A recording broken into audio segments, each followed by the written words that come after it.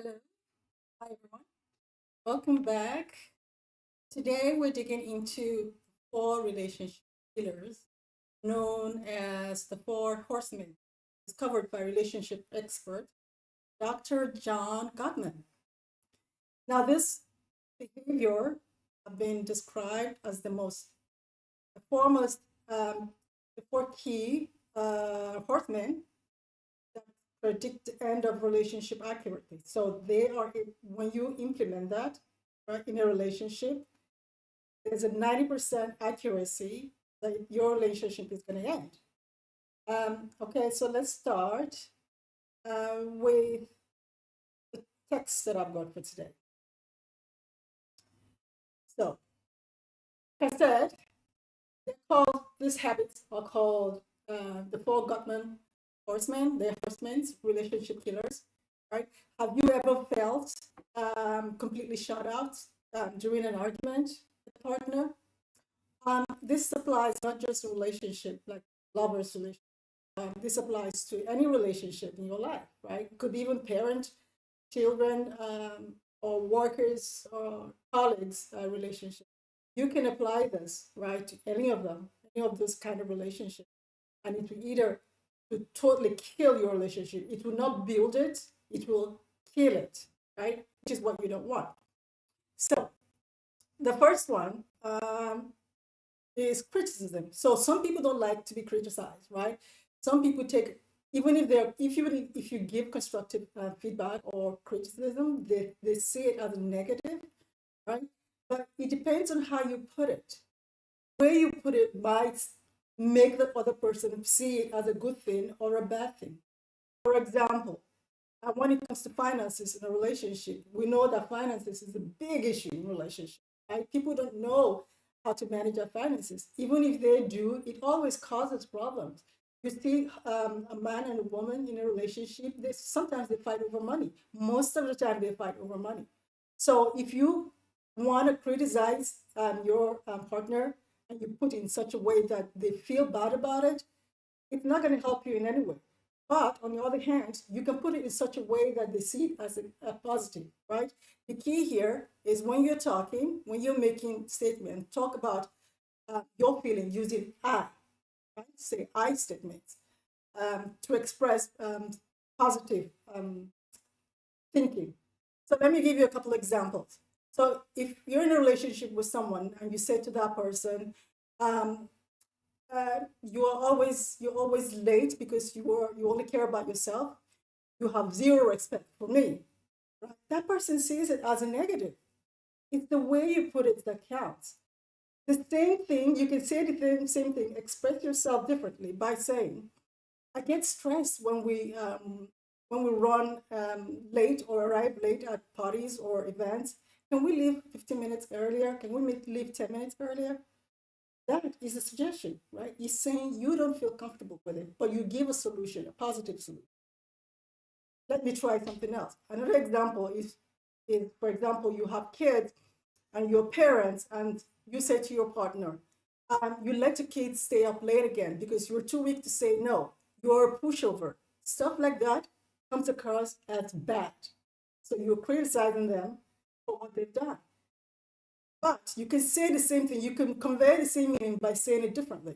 You can say, I'm worried that the kids will be exhausted by tomorrow. So can we really stick to the 8 p.m. rule so that they go to bed early and they're not so tired when they wake up? So you're conveying your feelings. You're saying the same thing, but in a positive way.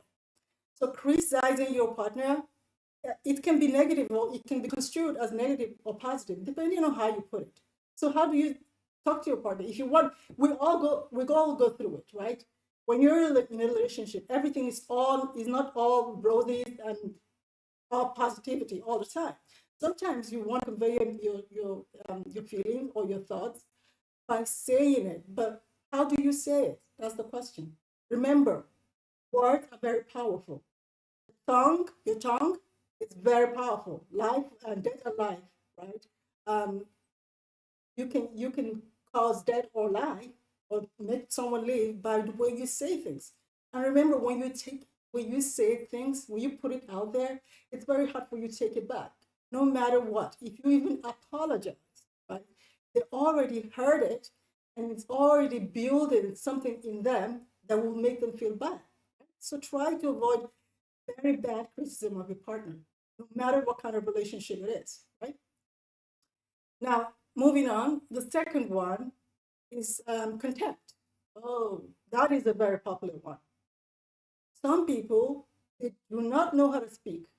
They do not know how to say something without making the partner feel bad about it. So this concept talks about um, speaking from a position of superiority, using sarcasm, mockery, name calling, or even eye rolling. All of these are a no-no. So the Gottman, and Dr. Gottman, he said this is the number one predictor of divorce. When you always talk with contempt to your partner, they feel bad all the time. They feel so small. They feel negative. If a man tells a woman that, oh, you're not losing, you're always putting on weight, you don't look after yourself, you're telling them that you're superior to them and they look worse, they look bad. Yeah? But you can say that in a better way, you know. But it depends on how that person sees it. If she sees it as you're talking to her out of contempt, with contempt, right? It will not motivate her to lose weight. Right? She will feel bad. She will eat more because you know that some people they put on weight not because they want to put on weight. Some people eat their problems, right? So she starts eating a lot, right? What you're trying to achieve is going to fail because of the way you put it. Let's try a couple of examples here. So if in a situation where you are talking to your partner and you say to them, "Oh, you're tired, poor thing. You manage a whole 4 hours of work today. Let me bow down to you, Mr. Workaholic." Why would you even go there? I say something like that. You're talking to them with contempt. So the antidote to this is you can say, "I know you've had an exhausting week, but I really need your help with dinner tonight so we can relax together.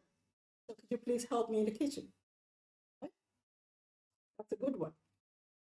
If you talk about domestic skills as well, you can say to your partner, "Oh wow, you actually managed to boil pasta today without burning down the house. Do you want a medal for that?" Wow, that is not a way to talk to your partner. You can say the same thing, right? By saying, you can say the same thing by saying, "Thank you for making dinner tonight. I appreciate your effort. The pasta was really delicious." You're appreciating them. You're telling them you appreciate the effort to make dinner. You're telling them they did good job because it tastes so good, right? You're appreciating them rather than putting them down.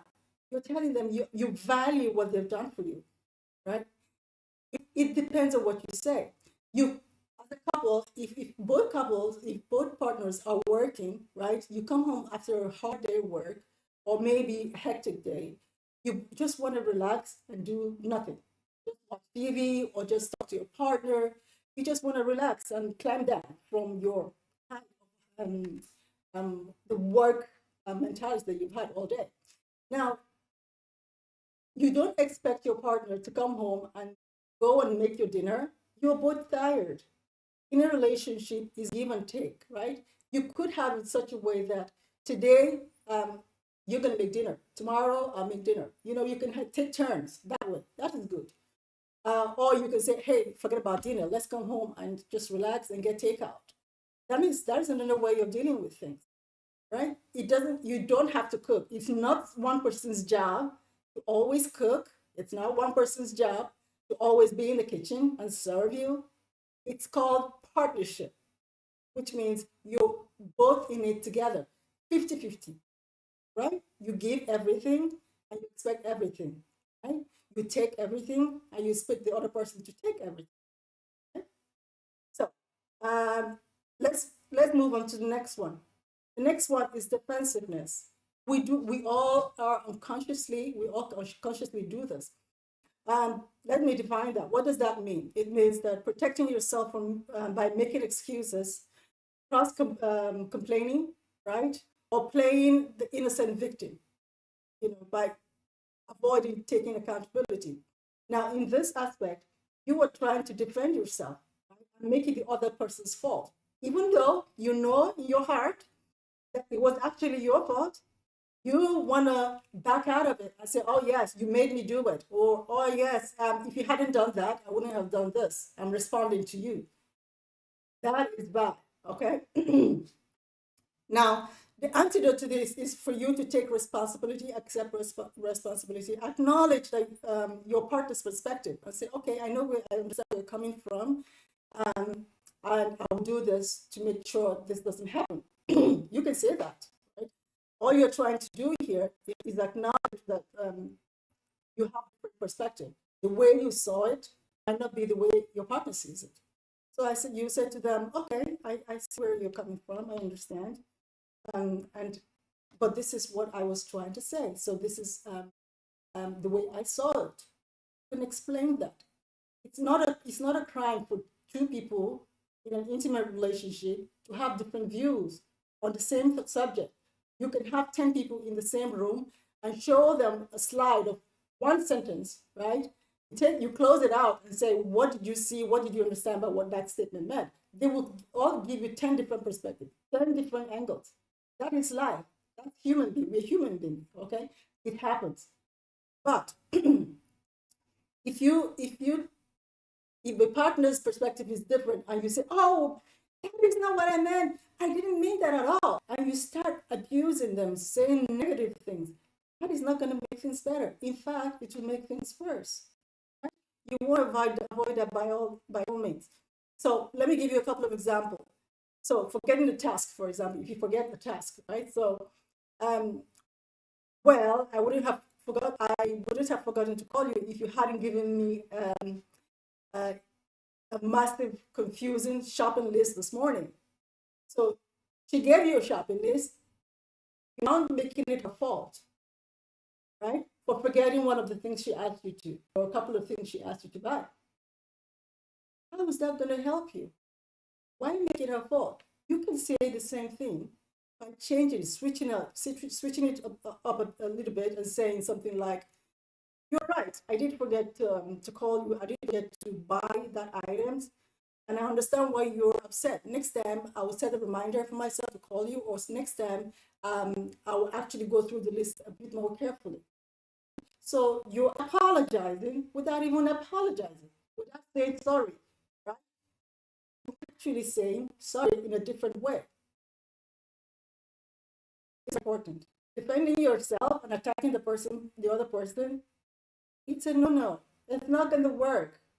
They're going to see it as you being irresponsible. You don't want to take responsibility for what you've done, right? And you're making it their fault. Another example. So which one am I going to say now? I have a couple of examples I wrote here. So you say, hey, your wet towel on the bed again. That one statement, one sentence, it's not to trigger them, because you're telling them you've done the same thing again. Maybe you've told them several times before, right? And you've told them not to do that, and you've done it again, 10th time this week, or for the 20th time this month. Stop counting. People make mistakes. You make mistakes. They throw it at you when you make mistakes. They rub it in. You need to watch your words. It's very important. You don't want to kill your relationship. All of these items I'm saying here, they are very, they're very small things. They happen instantly. Sometimes you don't notice them. Sometimes you don't even think about it until later. You go back and sit down and you think about it and you say to yourself, did she really say that to me? Wow, that is bad. Start thinking about it and they start getting upset all over again. So you watch your words. Very, very important. Another example of for that one I just mentioned, you can say something like, well, you left your towel on the bed again today. I've taken it out and put it in the laundry basket. Can you please to do that again? Because when you put it, because when you put your wet towel on the bed, I have to change the sheets all over again.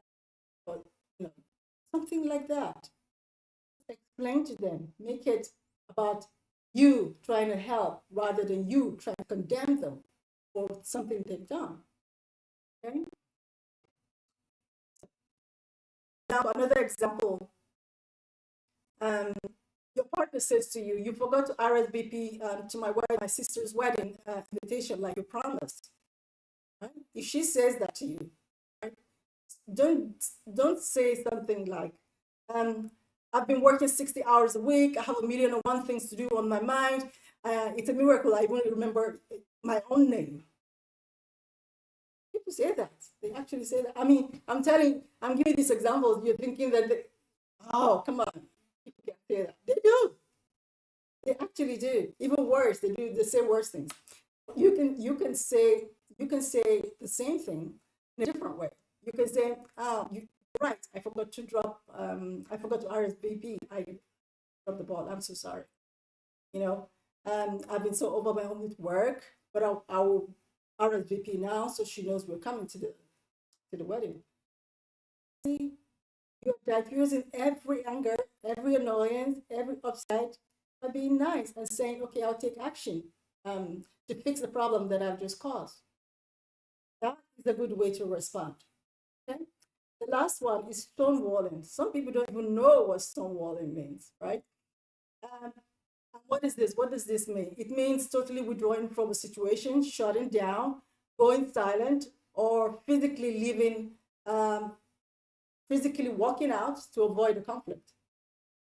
So you kind of put a wall between you and your partner, right? Because you don't want to get into an argument, you don't want to face the situation, you don't want to resolve it, but it only makes things escalate.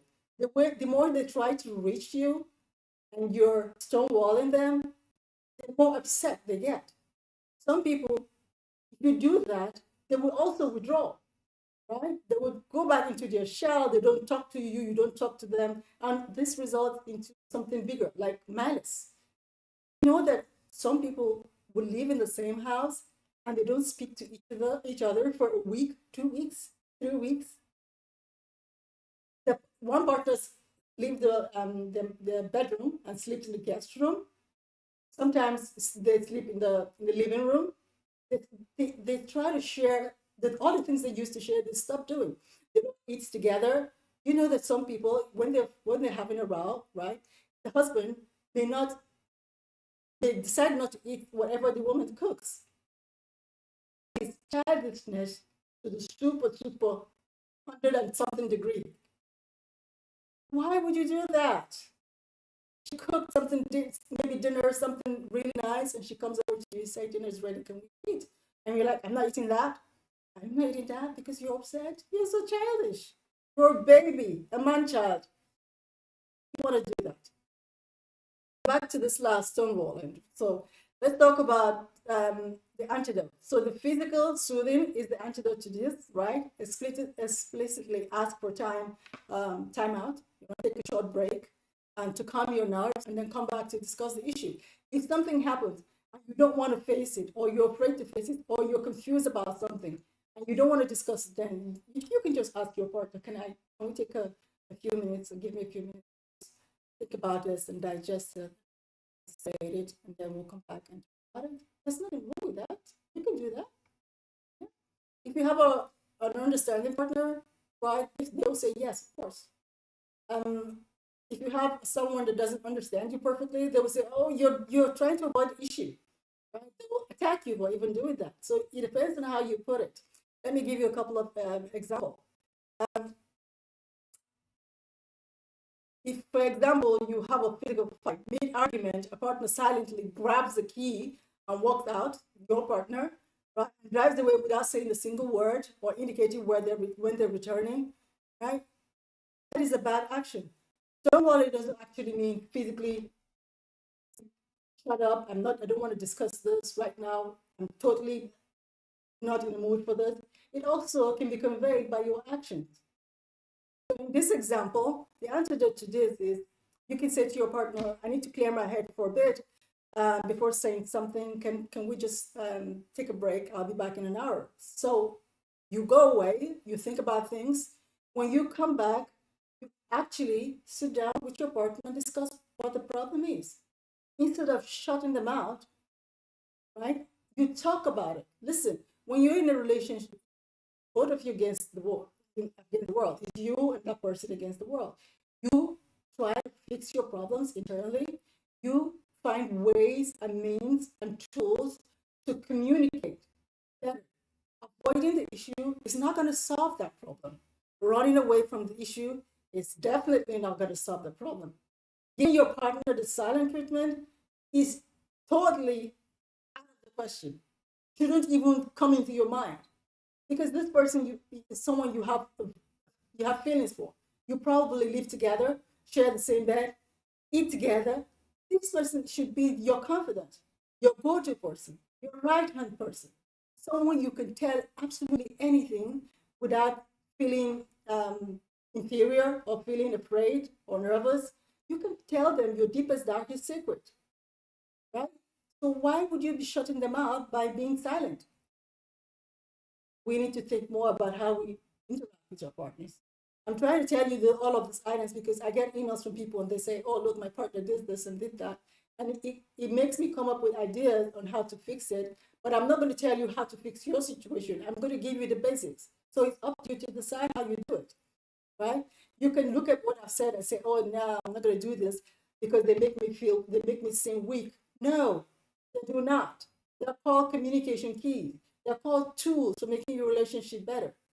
If I tell you all of these items are things that will kill your relationship, it's up to you to try to avoid that because you're living with another human being. No one is perfect, right? Even you yourself are not perfect. So if you live with someone, you're in a relationship with a person, you need to understand them. You need to know how to communicate with them. You need to know what you say that will piss them off or trigger them or make them feel absolutely happy, right? It's up to you. You learn that. All of these items I give you daily, they are just keys and tools for you to use to make you aware. Sometimes we're not aware. We do things without even thinking. So I hope today's items have helped you, right? I really do hope they have because they're able for you to use. If you have any questions, ask. Does anyone have any questions? Any comments? Do you use any of these items? Have this helped you a little bit today? That's my aim, to help even one person, just to make you aware and help you out. You might be having a problem with your partner right now. You sit down, look at all of these items, these 4 items, you say, oh, so that's where I made a mistake. And you can fix it, right? You go back and fix it. It's all up to you. I hope today's stream has helped you in one way or another, and I hope to see you tomorrow.